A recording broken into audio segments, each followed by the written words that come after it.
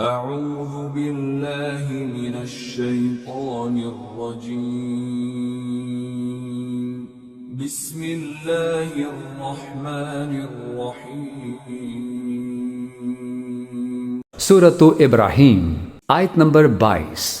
وقال الشيطان لما قضي الأمر إن الله وعدكم وعد الحق ووعدتكم فأخلفتكم وما كان لي عليكم من سلطان إلا أن دعوتكم فاستجبتم لي فلا تلوموني ولوموا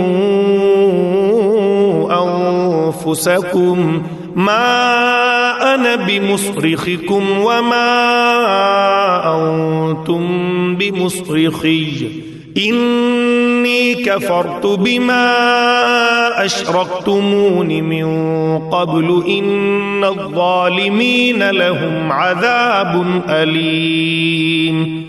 ترجمہ. اور جب ہر بات کا فیصلہ ہو جائے گا تو شیطان اپنے ماننے والوں سے کہے گا حقیقت یہ ہے کہ اللہ نے تم سے سچا وعدہ کیا تھا اور میں نے تم سے وعدہ کیا تو اس کی خلاف ورزی کی اور مجھے تم پر اس سے زیادہ کوئی اختیار حاصل نہیں تھا کہ میں نے تمہیں اللہ کی نافرمانی کی دعوت دی تو تم نے میری بات مان لی. لہٰذا اب مجھے ملامت نہ کرو بلکہ خود اپنے آپ کو ملامت کرو. نہ تمہاری فریاد پر میں تمہاری مدد کر سکتا ہوں اور نہ میری فریاد پر تم میری مدد کر سکتے ہو. تم نے اس سے پہلے مجھے اللہ کا جو شریک مان لیا تھا آج میں نے اس کا انکار کر دیا ہے. جن لوگوں نے یہ ظلم کیا تھا ان کے حصے میں تو اب دردناک عذاب ہے. تفسیر. اللہ تعالیٰ کے ساتھ شیطان کو شریک ماننے کا مطلب یہ ہے کہ اس کی ایسی ہی اطاعت کی جائے جیسے اللہ تعالیٰ کی کرنی چاہیے. شیطان اس وقت کہے گا کہ اب میں تمہارے اس طریق کار کے صحیح ہونے کا انکار کرتا ہوں. آیت نمبر 23. وَأُدْخِلَ الَّذِينَ آمَنُوا وَعَمِلُوا الصَّالِحَاتِ جَنَّاتٍ تَجْرِي مِن تَحْتِهَا الْأَنْهَارُ خَالِدِينَ فِيهَا بِإِذْنِ رَبِّهِمْ تَحِيَّتُهُمْ فِيهَا سَلَامٌ. ترجمہ. اور جو لوگ ایمان لائے تھے اور انہوں نے نیک عمل کیے تھے انہیں ایسے باغات میں داخل کیا جائے گا جن کے نیچے نہریں بہتی ہوں گی. اپنے پروردگار کے حکم سے وہ ان باغوں میں ہمیشہ رہیں گے. وہ آپس میں ایک دوسرے کا استقبال سلام سے کریں گے. تفسیر. اوپر دوستیوں کا مکالمہ مذکور تھا کہ وہ ایک دوسرے کو ملامت بھی کریں گے اور اس بات کا اعلان بھی کہ ان کے لیے تباہی کے سوا کچھ نہیں. اس کے مقابلے میں جنت والوں کا طریقہ یہ بیان کیا گیا ہے کہ وہ ہر ملاقات کے وقت ایک دوسرے کو تباہی کے بجائے سلامتی کا پیغام دیں گے. آیت نمبر 24.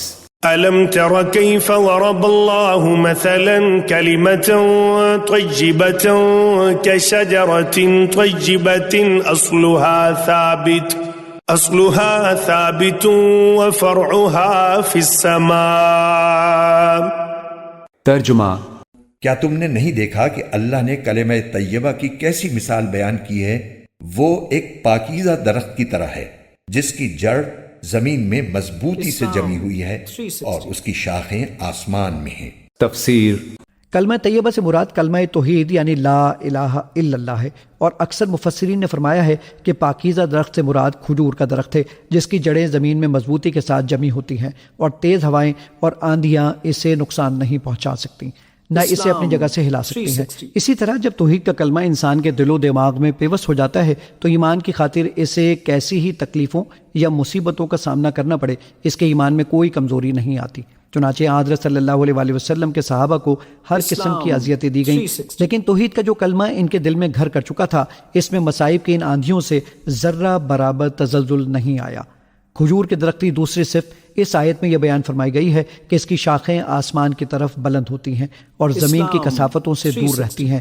اسی طرح جب توحید کا کلمہ مومن کے دل میں پیوست ہو جاتا ہے تو اس کے تمام نیک کام جو در حقیقت اسی کلمے کی شاخیں ہیں آسمان کی طرف بلند ہوتے ہیں یعنی اللہ تعالیٰ تک پہنچ کر اس کی خوشنودی حاصل کرتے ہیں اور دنیا پرستی کی کثافتوں سے محفوظ رہتے ہیں.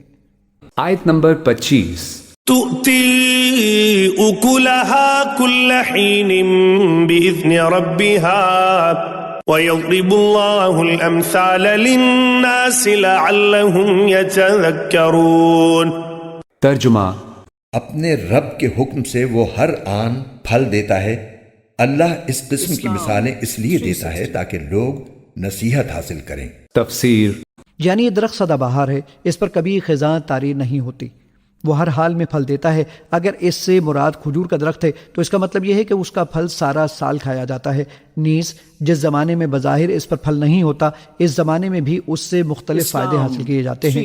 کبھی اس سے نیرا نکال کر پیا جاتا ہے، کبھی اس کے تنے کا گودا نکال کر کھایا جاتا ہے، اور کبھی اس کے پتوں سے مختلف چیزیں بنائی جاتی ہیں۔ اسی طرح جب کوئی شخص توحید کے کلمے پر ایمان لے آتا ہے تو چاہے خوشحال ہو یا تنگ دست، عیش و آرام میں ہو یا تکلیفوں میں، ہر حال میں اس کی ایمان کی بدولت اس کے اعمال نامے میں نیکیاں بڑھتی رہتی ہیں، اور اس کے نتیجے میں اس کے ثواب میں بھی اضافہ ہوتا رہتا ہے، جو در حقیقت توحید کے کلمے کا پھل ہے۔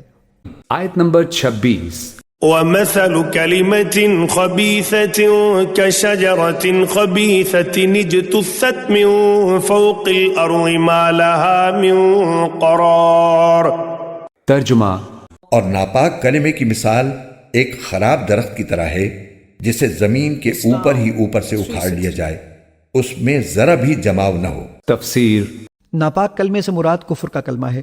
اس کی مثال ایسا خراب درخت ہے جس کی کوئی مضبوط جڑ نہ ہو، بلکہ وہ جھاڑ جھنکاڑ کی شکل میں خود اگائے، اس میں جماؤ بالکل نہیں ہوتا، اس سے جو شخص چاہے اسے آسانی سے اکھاڑ ڈالتا ہے۔ اسی طرح کافرانہ عقیدوں کی کوئی عقلی یا نقلی بنیاد نہیں ہوتی، ان کی تردید آسانی سے کی جا سکتی ہے، اور غالباً اسی سے مسلمانوں کو یہ تسلی بھی دی گئی ہے کہ کفر و شرک کے جن عقیدوں نے آج مسلمانوں پر زمین تنگ کی ہوئی ہے، ان قریب وہ وقت آنے والا ہے جب ان کو اسی طرح اکھاڑ پھینکا جائے گا جیسے جھاڑ جھنکاڑ کو اکھاڑ کر پھینک دیا جاتا ہے۔ آیت نمبر 27۔ يثبت الله الذين آمنوا بالقول الثابت في الحياة الدنيا وفي الآخرة ويذل الله الظالمين ويفعل الله ما يشاء۔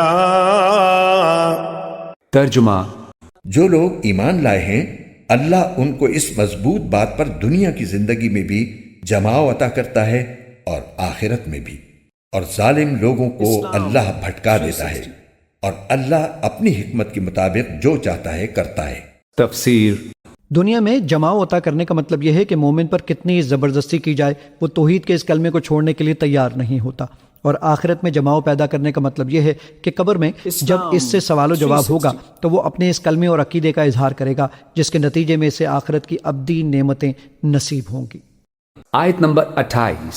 أَلَمْ تَرَ إِلَى الَّذِينَ بَدَّلُوا نِعْمَةَ اللَّهِ كُفْرًا وَأَحَلُّوا قَوْمَهُمْ دَارَ الْبَوَارِ۔ ترجمہ: کیا تم نے ان لوگوں کو نہیں دیکھا جنہوں نے اللہ کی نعمت کو کفر سے بدل ڈالا اور اپنی قوم کو تباہی کے گھر میں لا اتارا؟ تفسیر: الم تر الی الذین بدلوا نعمت اللہ کفرا واحلوا قومهم دار البوار۔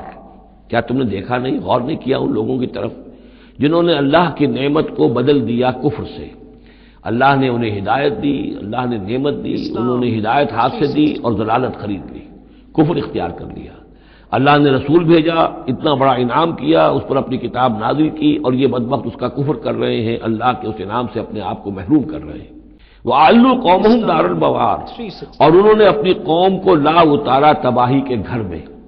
جیسے ہم نے پڑھا تھا کہ وہ فرعون جو ہے وہ اپنی قوم کا جلوس لے کر آئے گا اور سب سے آگے آگے وہ چلتا ہوا ہوگا اور سب کو لا کر جہنم کے گھاٹ پر آ کے اتار دے گا۔